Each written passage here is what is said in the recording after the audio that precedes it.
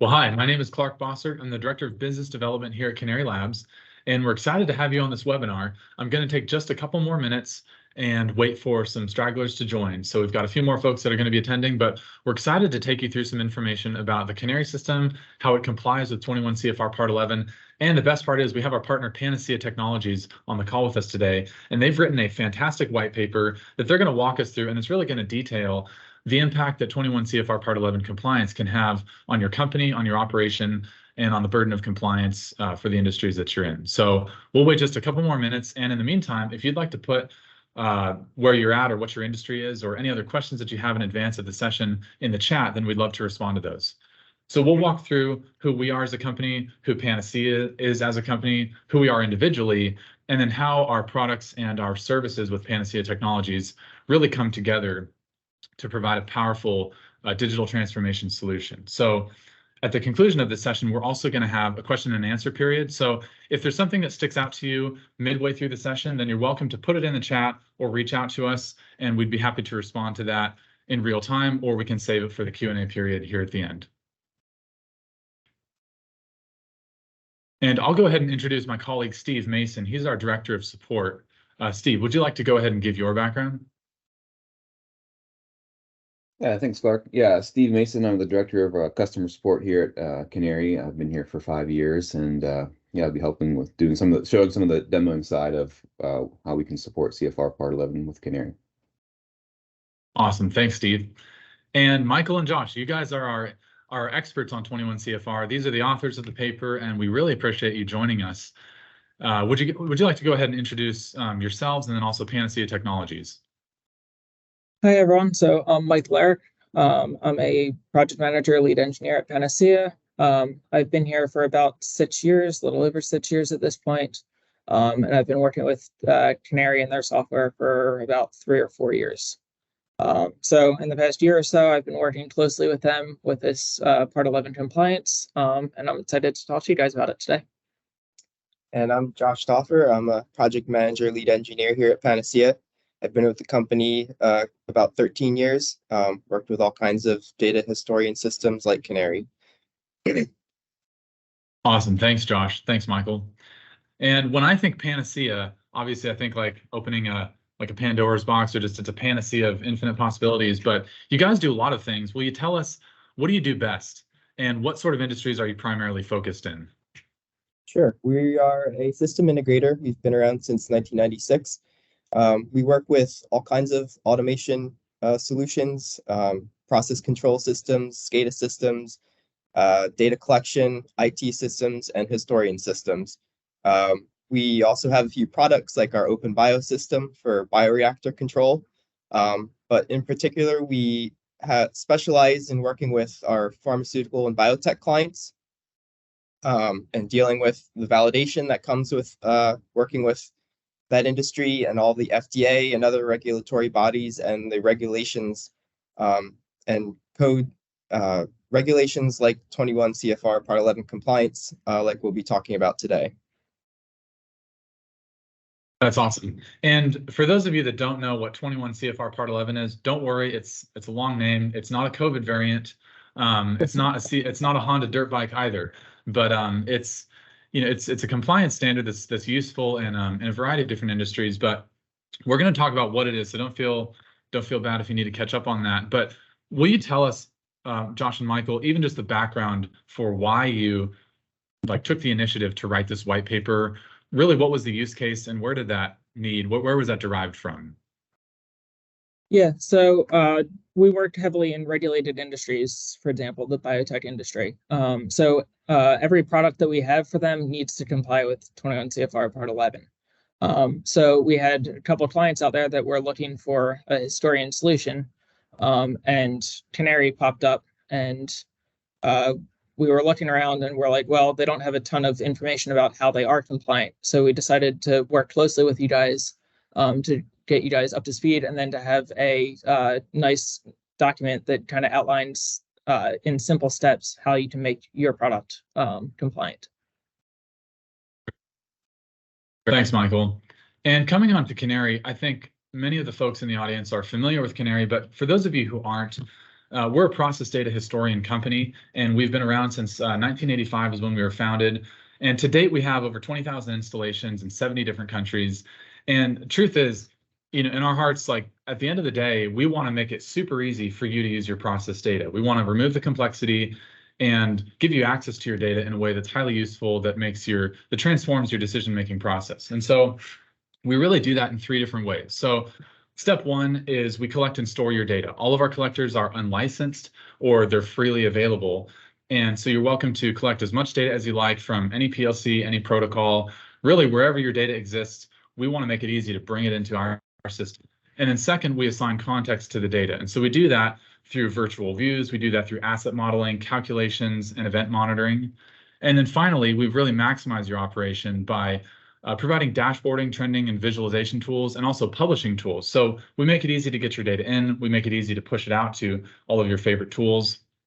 And also our system, it's super flexible. So we've got a really flexible architecture. You can pretty much configure it however you'd like, which satisfies the requirements of a variety of different industries and use cases.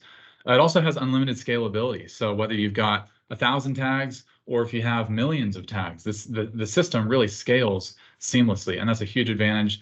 And then also transparent pricing. So we just believe that you can't make a good decision without good information.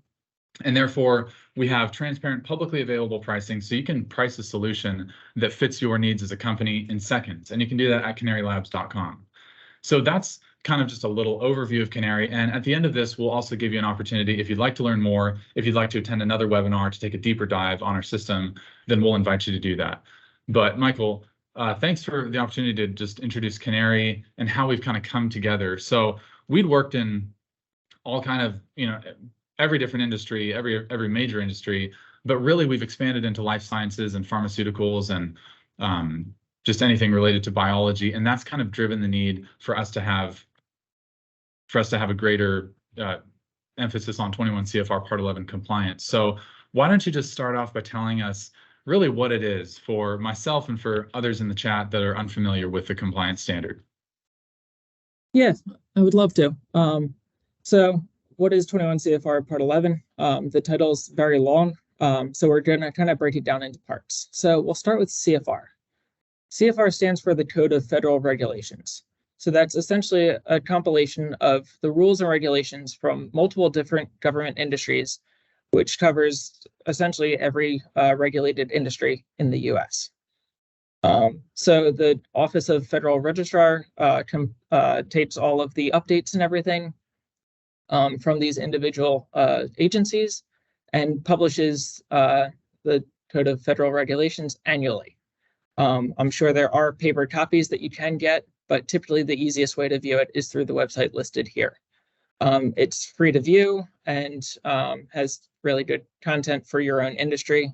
So if you're not familiar with it and you do work in a regulated industry, it would be good to kind of just peruse that as well. The Code of Federal Regulations is broken down into 50 different topics, which they call titles, and covers everything from agriculture, energy, education, air and space, banks, and the general topic we're covering, food and drug. As we dive a little deeper now, what does the 21 stand for? So we're diving into Title 21, which is specifically for food and drugs.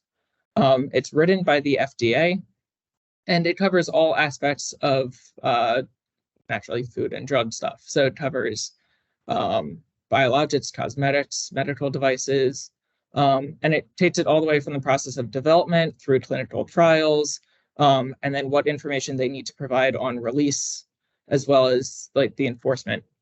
So is it over the counter? Is it not? How do you handle that? So it's broken down into separate chapters. Each dives into specific topics, and then it really goes down into very specifics. For example, biologics are similar. It also covers, you see chapter 2 and 3 is more along the lines of enforcement. So again, drilling down even further now, we went to subchapter A and then specifically part 11, which is the topic that we're covering here. So part 11 covers 2 different individualized topics, but they are related. So the first one is electronic records.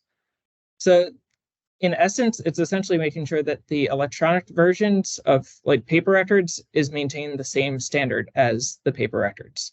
So if we think back before the digital age, everything was paper-based. So end users would be recording values directly from the process, capturing key steps as it was going to make sure that everything in the process, each batch, is in line with how it's supposed to go. So with each recording, they would need to record that they were the ones recording it. Then they'd have to say what time they did it, so initial and date. And then there's also stringent rules on like corrections and such for paper records. So everything needs to be done in indelible ink. And if they do need to make a correction, you can't obscure the record. You would just kind of line it out, make your correction, and then initial and date who does it. So there's very specific regulations for paper records. So Part 11 essentially does the same outlining of that for electronic records, because as we all know, if you're doing a Word document or PDF, it's really easy to just hit that backspace. No one's the wiser that you made an edit, and all is well and good. If you're in a regulated industry, that can cause huge problems if you're going back and just changing things that were done months ago just to make it look like you were compliant or you did what you were supposed to do. So that's the importance of electronic records. Electronic signatures, similarly, we can compare to the original paper records. So everyone has an individualized signature. So if you're signing something, you know it's you, and people can actually compare that to your current signature and be like, yes, he's actually the one who signed it. In the digital age, we've all gotten like DocuSign such and all that you just type out your name, it counts as your signature, but how do they actually know that you are the one who signed it? Hypothetically, Josh could sign my name and it's binding there. So Part 11 made sure that I would have to re-authenticate myself when I'm signing, so that I'd have to use specific credentials, such as like username and password, or biological fingerprint or retina scan or something to prove that I am the one actually signing. So Part 11 outlines both of those two in pretty good detail, and each system, at least in regulated industries, need to follow these in order to maintain the same level of credibility as paper records. So next slide. So reading through the Code of Federal Regulations, Part 11 really isn't that long, but it is worded in such a way that it can be a little confusing. So the FDA, knowing that, made up this little guideline to make things a bit easier for the average person to understand, and made sure that either when you're developing a system or buying a system, that it matches, hits all the things that Part 11 requires. So we're just going to kind of walk through some of these and, kind of see what they are. So attributable, you need to make sure that you can assign a user to an action that happens. So if someone's making a change to the system, you need to know who did it and what they did. If data is coming in, where did the data come from? Again, the point is that each action, if someone had to look back, they see who did what. Legibility, everything needs to be legible, especially digitally. It's not that hard to make it all not overlap. And you also need to make sure that it's clear when reading. So make sure to not have a bunch of other junk in there that kind of obscures what you're trying to say. Make sure that it's very obvious. Contemporaneous, every action that happens should be captured at the time that it happens. So if someone makes a change to the system, the audit trail should capture the timestamp of when that was done. This prevents backdating, which again goes back to people not being able to say, hey, I actually did this months ago, when actually they're just doing it now. Original, you want to make sure that your data is unchanged from the source, or that is the source, so make sure that it doesn't get changed without the proper tracking in place. Accurate, you want to make sure that your data is correct. So for example, if a system disconnects and it might send a very low or high value, you don't want that to be recorded as good data, and it'll just completely throw off the entire process. When you're looking at the data, it just looks entirely wrong. It should get flagged as bad data so that when you're looking back, you can see that it was bad data, and then you can trace why that happened. Complete. So you want to make sure that all data coming in is getting historized correctly as it's coming in. So you shouldn't be doing really additional filtering or choosing what's good or bad. If there are repeated data points, they should be stored as the repeated data points.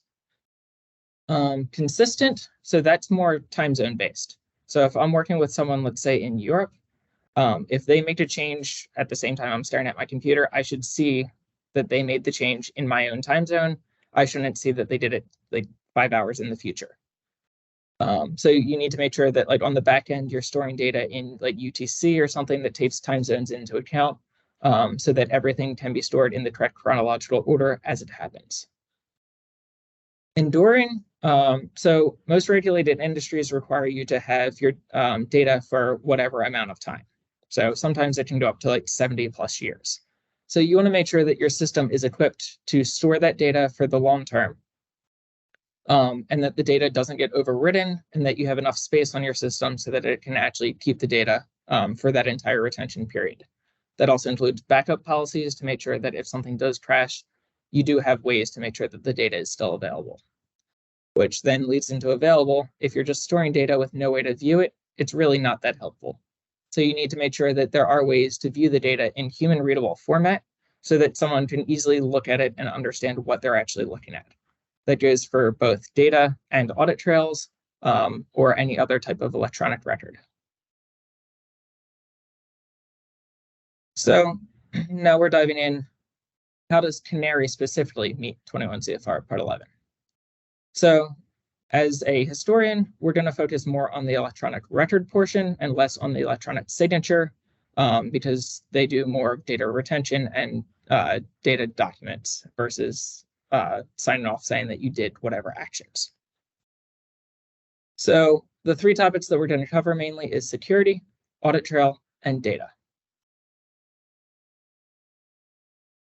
So let's dive into a little bit about Canary's security model, and how to kind of set up Canary security. So first, Canary links with Windows security and Windows Active Directory. So Canary doesn't locally store your username and password, it authenticates off of Windows. So the nice part about here is that you can tie it directly to your IT corporate domain, and then everyone should, by corporate policies, hopefully have their own individualized user accounts. So then that allows it to comply with 21 Part 11. If you have it just linked to Windows, then you need to make sure that you configure it such that each user has their own username and password, separate accounts, so that, again, you can maintain that traceability for who does what. The other thing nice about domain policy is that it's centrally managed, so you have password enforcement of like complexity and such, all managed by your IT and not so much done directly by the end user or by the application. So then once you install Canary, you have to start figuring out who gets privileges. So when designing a system, you always want to design a system so that users have the least privileges that they need in order to do their required job. So for example, an operator most likely would just need to be able to view the historical data, but they probably don't need to actually write to any of the data or get to any of the Canary configuration settings.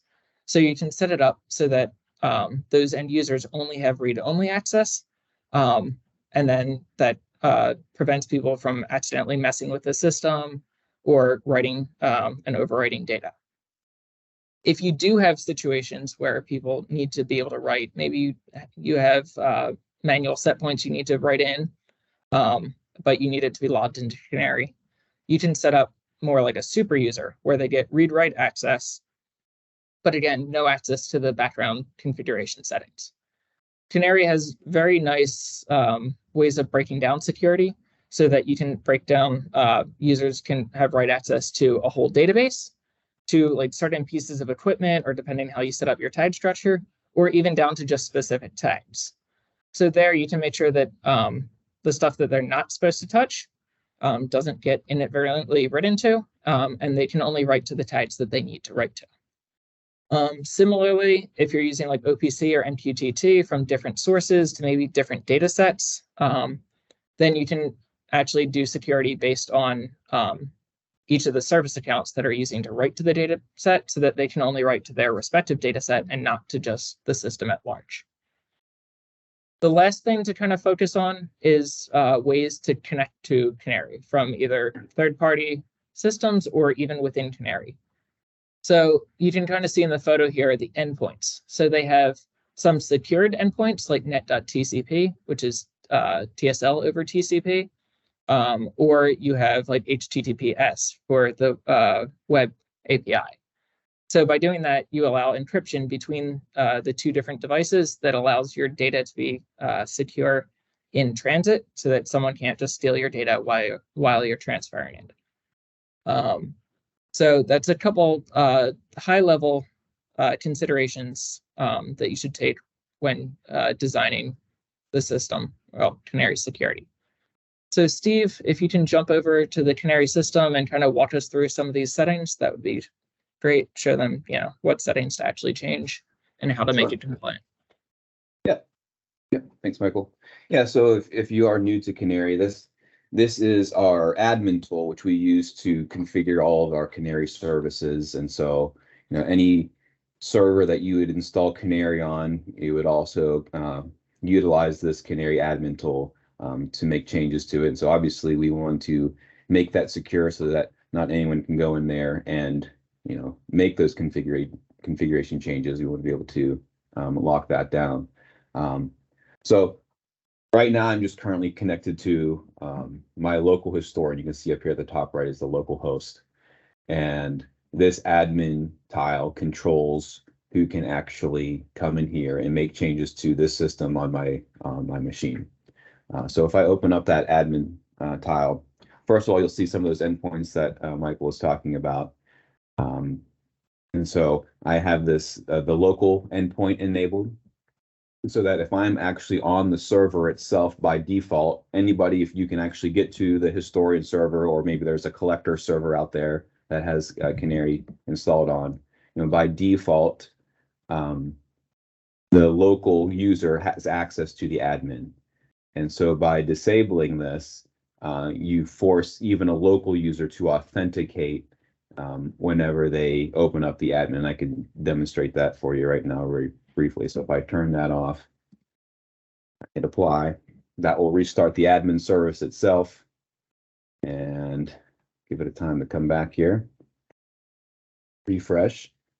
And here it goes. So it brings up this screen where it's going to ask me for my credentials, if I can type it in correctly. And to just interject here real quick, this is nice because some companies require their IT to manage like the servers, but then you have specific admins for the application.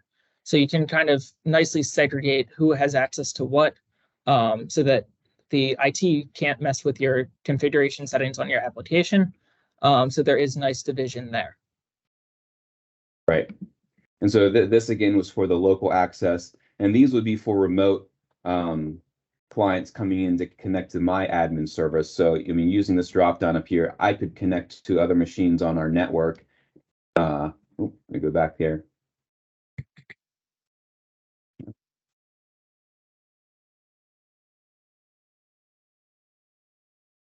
Going to connect to, there we go. Okay, that's back.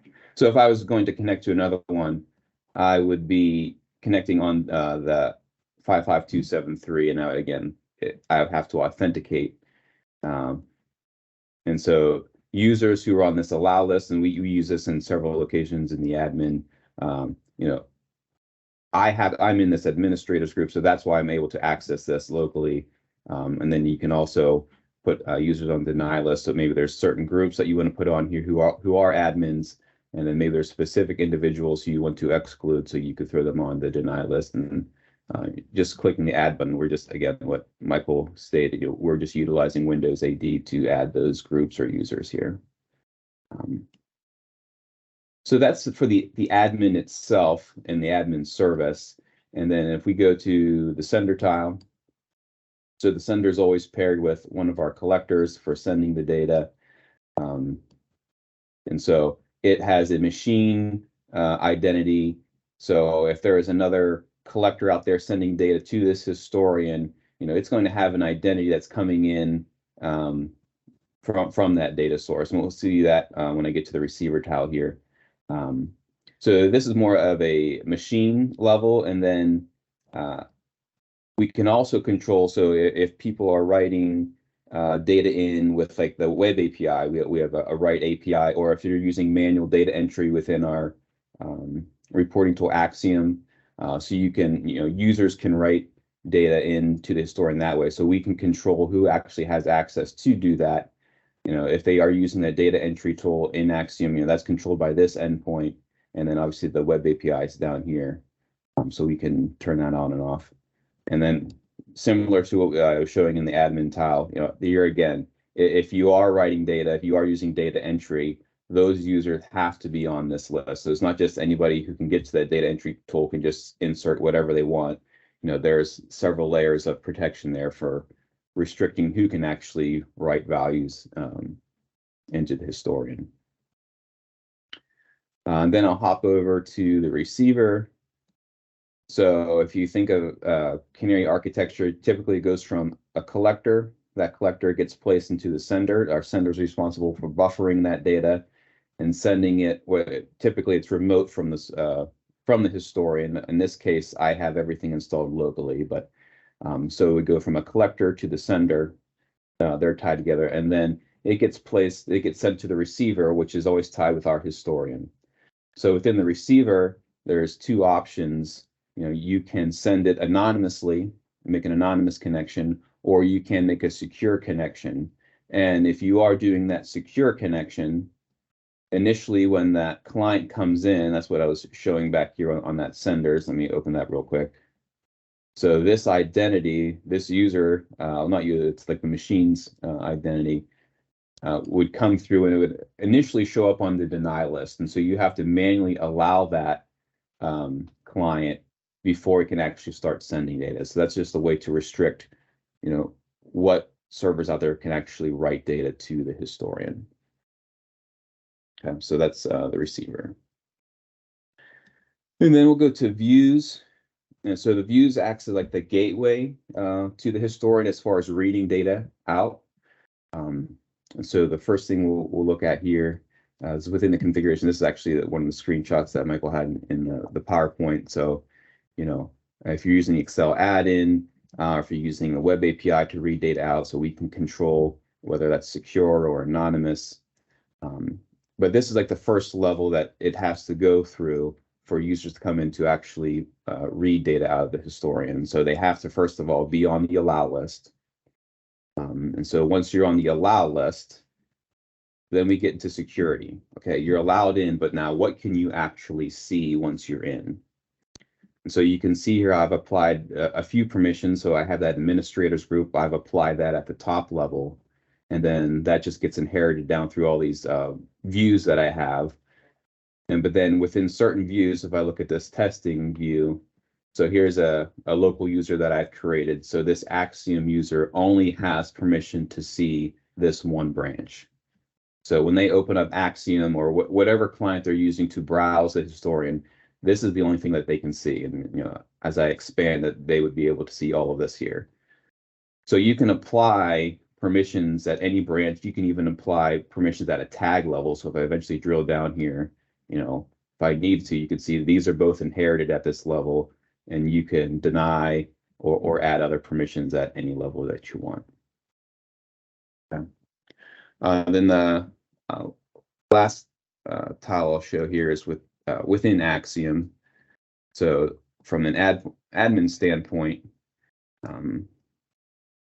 here's where you would enable whether they're connecting over HTTPS or anonymously, and same again, allow and deny what groups or users can actually have access to Axiom. Then once you have access to Axiom, that's where it gets handed off to views. Axiom, any client coming in goes through views, and so views then still controls, okay, what tags can you actually see once you have logged in? Okay. Anything else you want me to touch on there, Michael, or? Nope, you covered it well. Okay. So yeah, as you can see, it's very granular. security that you can do down to the tag level. So Canary does a very good job with that. Michael, I'll actually, oh god, sorry, if you don't mind, I'll just interject with one point as well. And Steve, you can speak to this as well. But one of the things that's super different about Canary is that you're not required to have a central database administrator.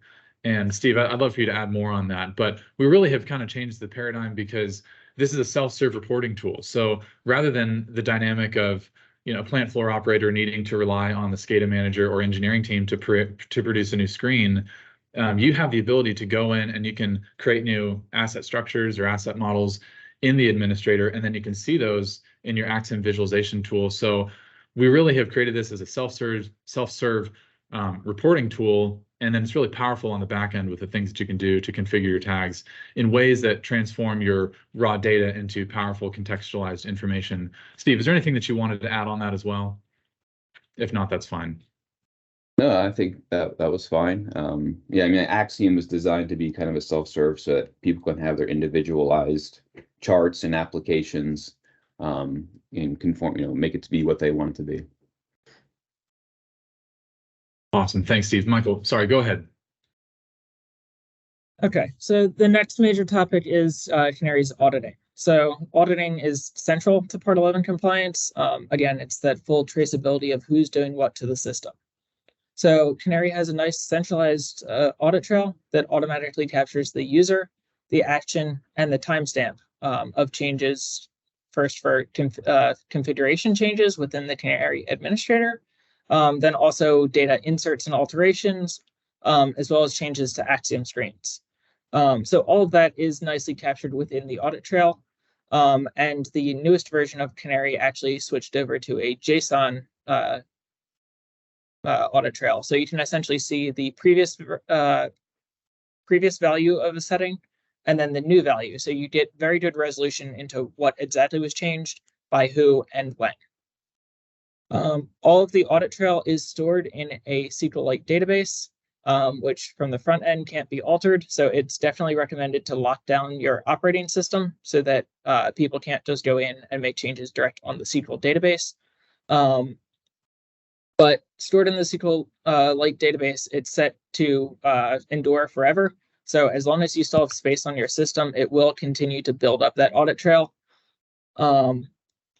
which then can be viewed from within the Canary administrator. I have a screenshot here, but again, we'll get to that in the actual demo of what it actually looks like. The last other point is that with all data audit trails similar, you should definitely back it up to a secure location that's not on that virtual machine or server, so that it is secure and safe in the event that the server does crash for some reason. So you can use third-party applications or just a simple backup script to copy that SQLite database off and put it somewhere secure. Michael, if I could take a moment, we actually have a really good question in the chat here. It says, are the audit logs, are there audit logs, are they configurable? And then as well as for data, and if so, is all of that configurable? I don't know if you're able to view that comment in the chat, but I thought that was a good question worth asking. So it's really, are there audit logs for configuration and then also for the data? So yeah, so the audit log captures all configuration changes to the Canary administrator. So essentially any aspect that is changed, whether you're allowing a new privilege, adding, removing users, or changing an endpoint, for example, all of that is captured automatically by default in the central database or central audit trail. And then same thing, if someone does change a data point, that is also captured nicely as well in the audit trail. The audit trail isn't configurable, so you can't actually change what it's logging, but by default, it does capture with pretty good resolution on what was changed, where, by who, and when. Awesome. Thanks, Michael. I can kind of show some of that here. To close out some of these tiles that I have.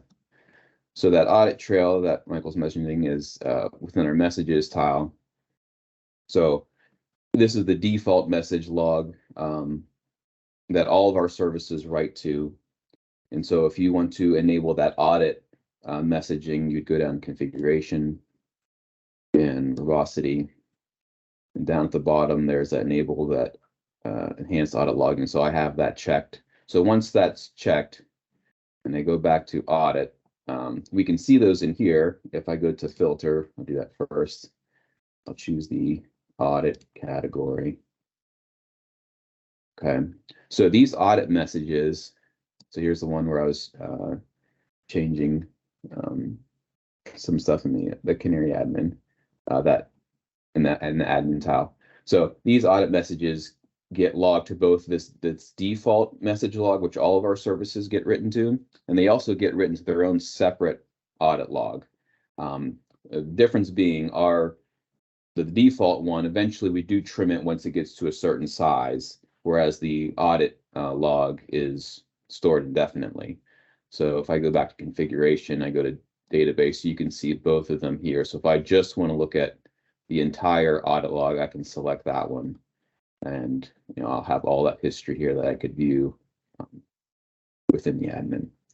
And then if I want to export this, okay, here the database again, it's a SQLite database which we store these in, so you can export that, or you can do it in CSV or PDF. Okay, so that's how you would enable that audit logging. And then I'll show you how. So using, for instance, using that data entry tool within Axiom, I can show you what that looks like if you were to either replace a value or write a new value into a data set. So I have one. Let's go into here, show you what that looks like. So I have this tag here, and I have two different entries down here. This first one was one that I overwrote. So initially you can see that the value was 0, it had good quality, and then now the value is 1. Has a different modified quality, and who modified it and when they did it and how it was modified using that data entry tool. So this is actually overwriting the value, and the one at the bottom is just writing a new value into the historian using that same tool. So this is what that audit looks like whenever you're using that. Okay.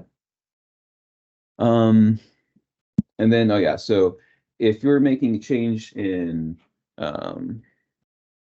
Axiom, we also store those. Let me bring that up here.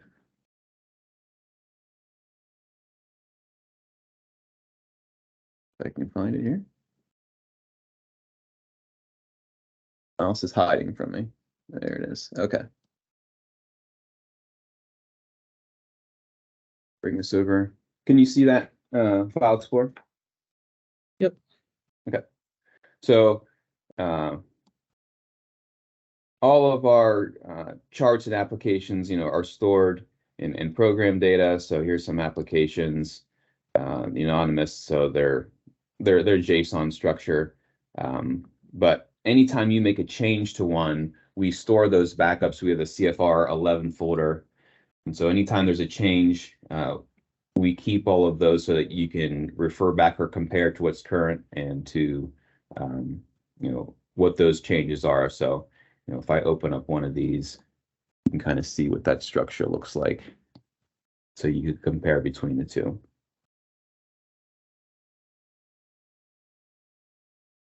Okay. So that's all stored here in that CFR 11 folder. Okay, we'll turn it back to you, Michael. Okay. Steve, before you do, Yeah. let me just speak for another question in the comment section.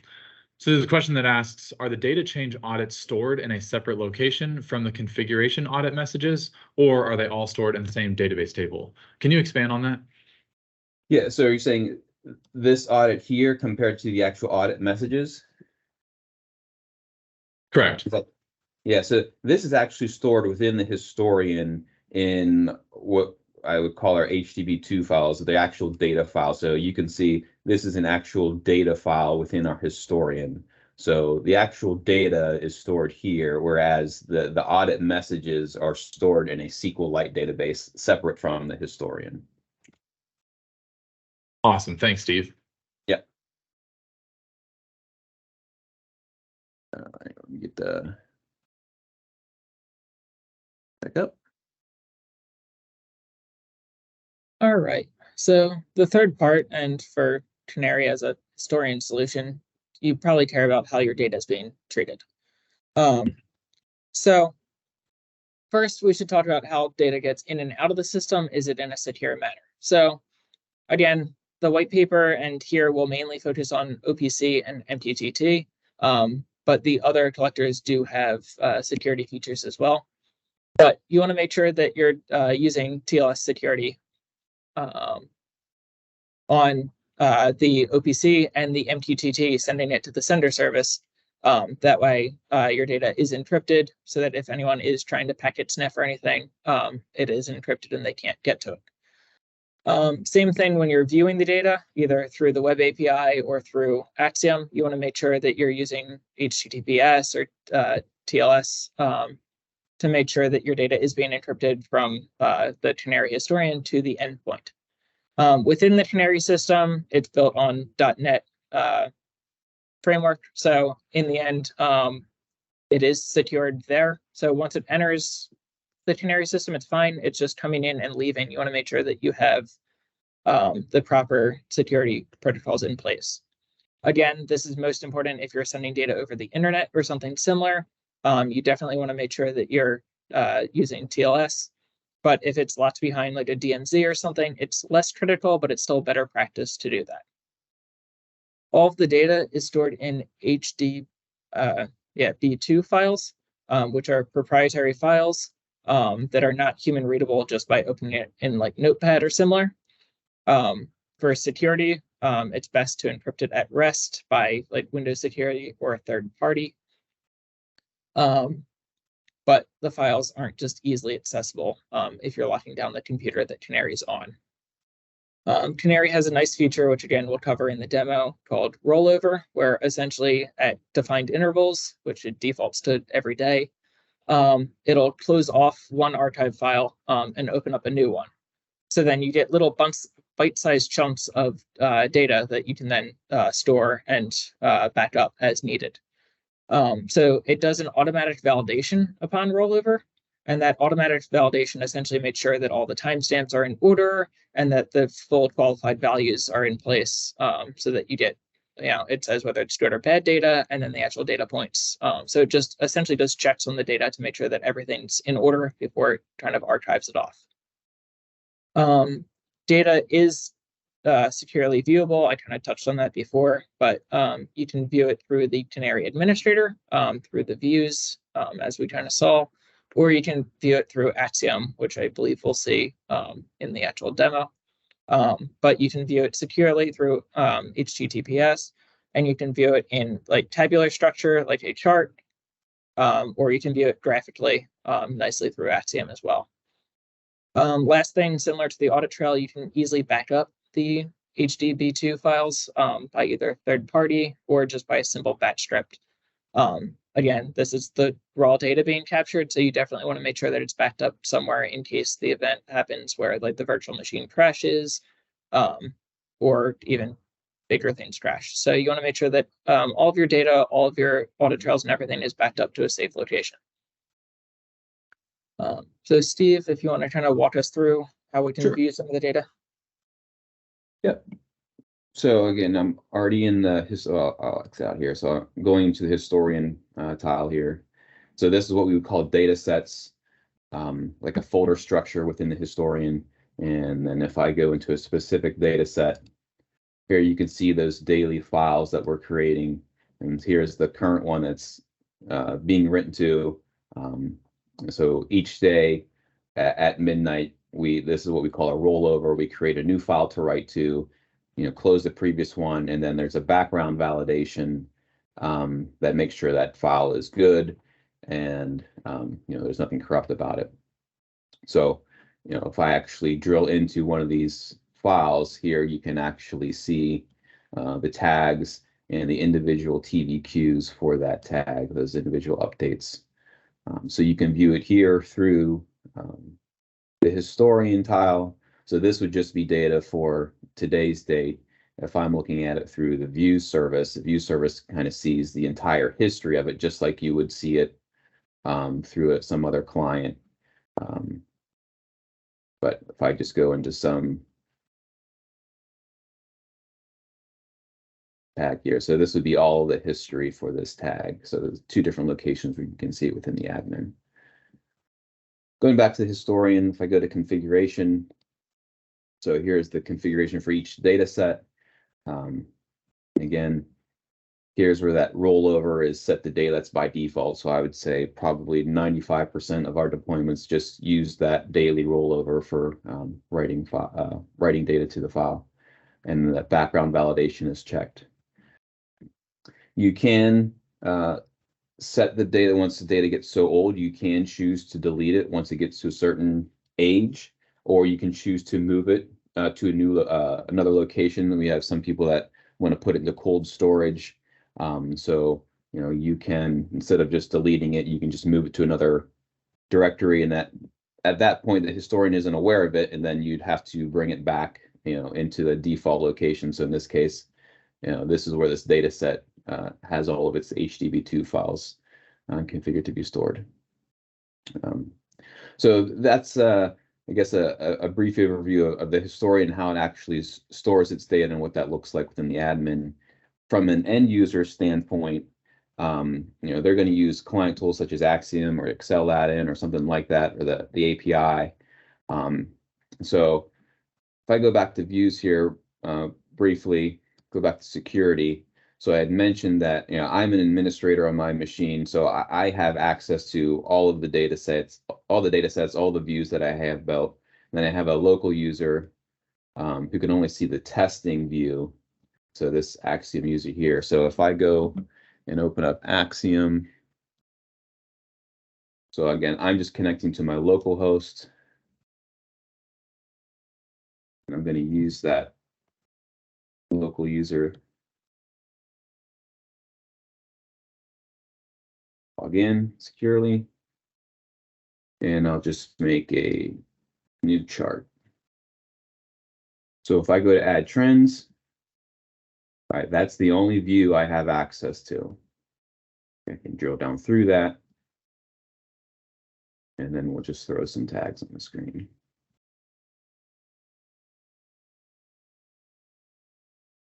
So there's an hour's worth of data for 4 of my tags.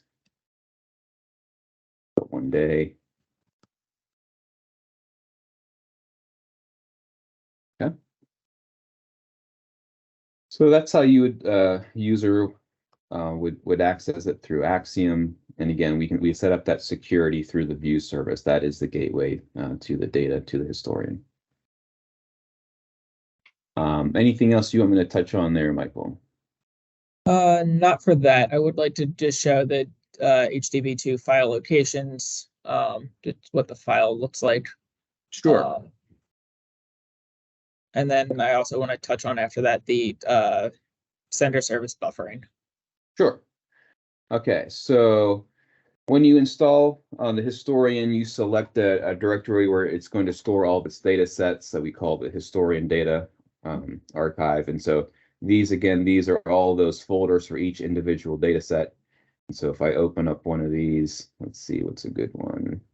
This probably has a lot. So those here are those actual HDB2 files. And you can see how we name them, just data set name and then date. And so again, yeah, if you're backing it up, you would want to back up this historian data file or folder.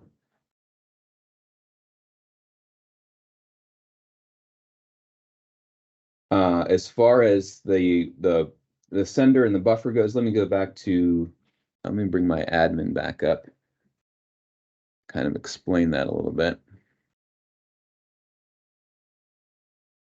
Okay. So in the scenario, again, I have everything local here, but that's not typical. Usually I have a collector paired with a sender on another machine. And so our sender is what is responsible for buffering that data whenever it cannot connect to the receiver. So when that happens, we start caching data to disk. Okay. And once it reconnects, it'll flush out that buffer. However, we can also, another step that we can do, and we actually did this working with Panacea, they introduced this idea to us as a way to back up those buffer files. Because if it's not configured, it will just flush out that data once it reconnects. And so you may need to retain that buffer data for some time to make sure you don't need it. So I'm going to show that here. So within the config file, this one here. So it's this Canary sender settings file, and essentially it's just a parameter. How many days do you want to keep that the sender buffer files before it actually gets rolled off? And so right now I just have mine set to store for 1 day. And so what that looks like, if I go to program data, so this is where the sender actually buffers the data to whenever it can't connect. So it buffers here. If I look in here, this is where it's sending. It's trying to send all of its data to the historian on the local host. And so I have a folder for each session that is currently active. You can see I've got 32 sessions here. A lot of them are calc sessions, but so I have a folder for each one. So when you have it configured to retain that buffer, that gets stored in this backup folder. So again, this will stay here for a day, up to 10 days. You can configure it to store up to 10 days before it will get rolled off.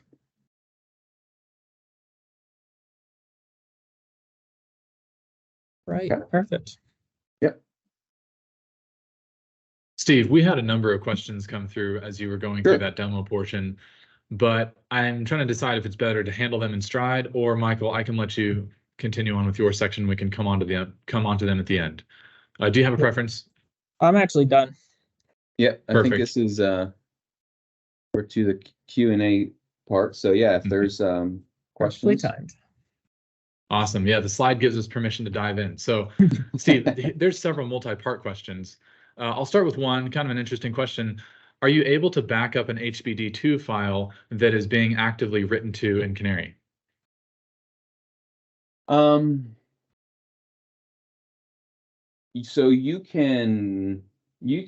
it would allow you to copy that file. Now it's going to be an incomplete file. It's because it's still open. It won't let you move that file or anything like that, but you could make a copy of it while it's still being written to. So if you could copy it, then make a backup of it. Sure. I guess you could do it that way. So you'd end up with a bit of an incomplete data set, but it can be done. Yeah, at the time, whenever you're backing up, it's going to be, yeah, it's still open. It's like a partial file at that point. So. Yeah. So if that segment of data is significant, then that's doable. Thanks, Steve. Next question. Can a SQLite database be installed or run off the Canary server? That's part one. Can a SQLite, well, say that again? Can SQLite be installed and run off the Canary server or use separate MySQL backend?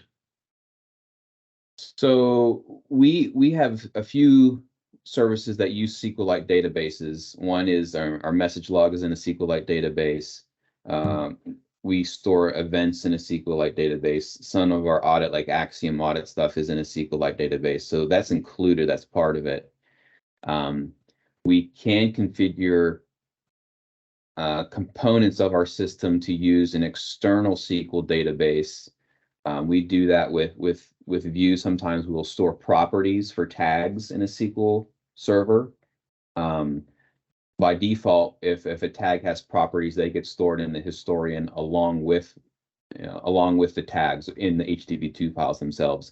It can be configured to actually store tag properties in an external SQL database. So it's like Microsoft SQL or something like that. We typically don't see our historian installed on the same machine as SQL Server. Those are usually separate. I don't know if that answers the question or not. But yeah, I think we do utilize part of SQL. We do use SQLite databases in many aspects of our software, and then there's other parts of our software that can utilize actual SQL Server, like I mentioned, views, and we can configure the event service. the events that we create, by default, they go to SQLite database. They can be configured to write to an external SQL database. Thanks, Steve. So I think the answer is probably yes, and we use some of those components within Canary to start, but it probably depends on the specific application or use case that this individual is asking about. So I want to invite you as well, and I mentioned this before, but if you'd like a detailed demo and a deep dive on any component of the Canary system or any services that Panacea offers, Steve is a wealth of knowledge, along with Michael and Josh and their colleagues at Panacea. So any of these topics, if we're not able to give you a satisfactory answer in the time that we have allotted for this webinar, then please get in touch with us. We're happy to sit down and schedule a custom demo for you to get all your questions answered properly. Steve, I'll move on to just the final part of this question. Can the CFR 11 folder that you were showing earlier, can that be moved? And then also, what about audit logs for collectors and the buffer system? So let me bring that.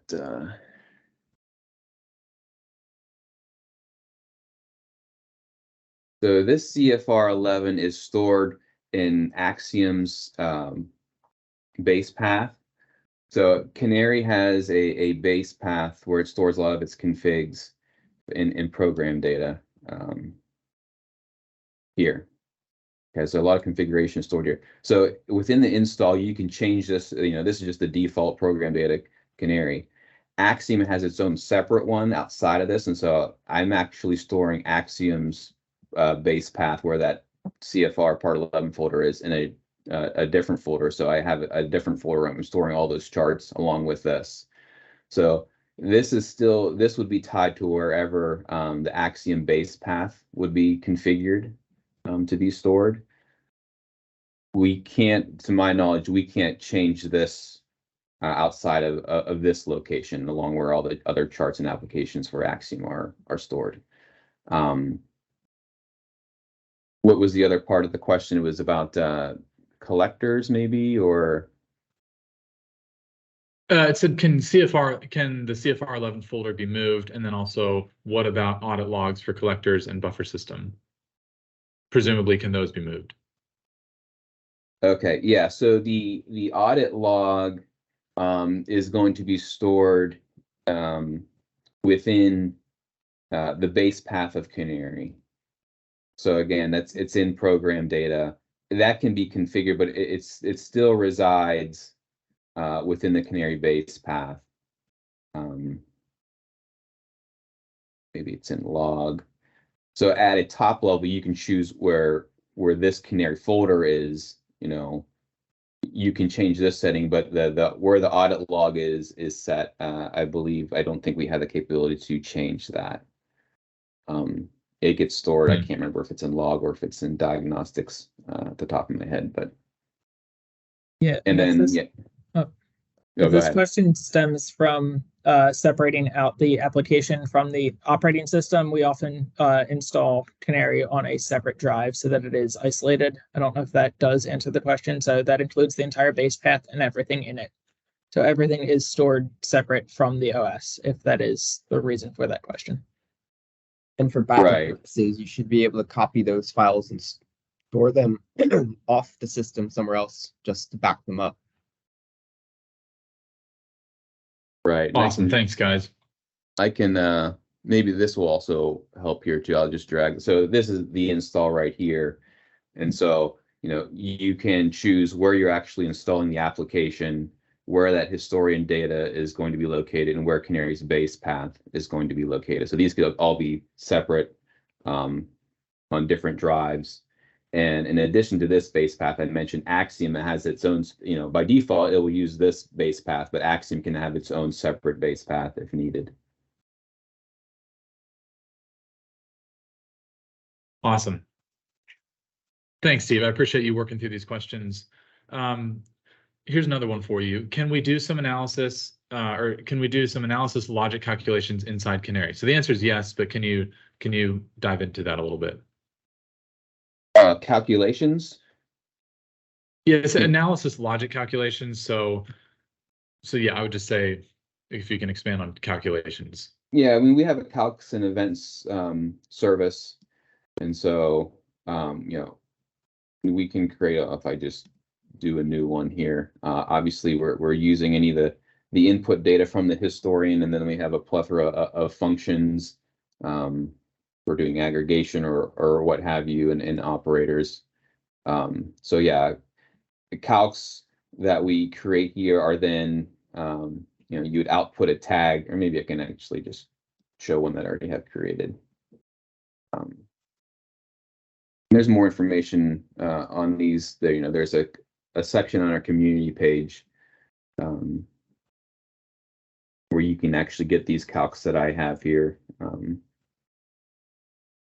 Let's just do time average, whatever. So something like this, where I'm finding the time average of the CPU total tag, and I want a 5-minute average. So this runs on value change. So every time this tag changes, this does a 5-minute average from now minus 5 minutes, and this is where we're outputting that value. So this is the data set within the historian, and this is the actual tag name that's going to be stored. So at that point, we're historizing those calculations just like you're historizing, like SCADA data that's flowing into the historian. Awesome. Thanks, Steve. And there's also a wealth of knowledge available in our Canary community knowledge base. And so I've just dropped that link in the chat, but you can find more detailed information about our calculation services there. Steve, I'll continue working through these questions. Here's a great one. So can we get a free demo license for download, and also have some hands-on hands-on demonstration to get to know more of the features and functionality? So yes, so if you want to download Canary, you can do that right now. You can test out Axiom, take it for a test drive right now at Canary Labs. I'll put the Try Canary link in the chat as well. And then also, if you want one of us to walk through it with you and really demonstrate how simple, how intuitive, and how powerful these tools are, then we would love to do that as well. So feel free to hit the Try Canary link, and then that'll enable you to try Canary immediately without a credit card, no email, you can get in touch with your email, but it's free to you. And then also we do free proof of concepts or free demos. So if you'd like it for 90 days or whatever time requirement is necessary to prove out the value of Canary to your organization, then we're happy to do that as well. So team, I think that wraps up most of our questions. And I'll just close again. I've said this before, but Panacea has been an invaluable partner. We really appreciate the work that they've put into developing this paper and then producing this webinar. And Steve also internally is a fantastic resource if you want to know more about Canary. So I would just encourage you, click some of these links in the chat. You're going to receive this webinar. And then if you know someone that is not familiar with Canary and you think that they could benefit from this content, then I would encourage you to please share it with them and get them in touch with us, because this system really is powerful.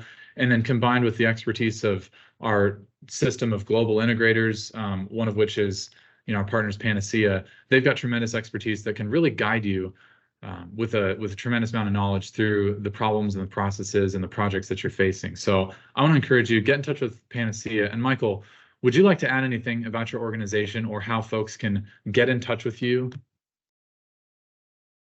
I can take that. You covered it pretty well, but if you have any further if anyone has any further questions about what we presented today, or if you are looking to deploy a historian system like Canary, or even just want to evaluate the compliance of your current system, feel free to get in touch with us. All of our contact information is available on our website, panaceatech.com. I think Clark put a link to it in the chat. Yeah, feel free to get in touch. We're happy to help. Awesome. Thank you, guys. And sorry, I saved the best for last unintentionally, but you're all going to receive a copy of the white paper, so you can be looking for that in your inbox. Feel free to share that as well. But I think that concludes it. And we want to thank you again for watching this webinar. Thanks for taking the time to invest in learning about these systems and about our partner relationships. We look forward to hearing from you in the coming days. And then please check out the Canary LinkedIn, give a like and a subscribe, and then also visit Panacea's website. And then please feel free to use us as a resource on your learning journey. Thank you very much for watching, and take care. Everybody. Thanks, everyone.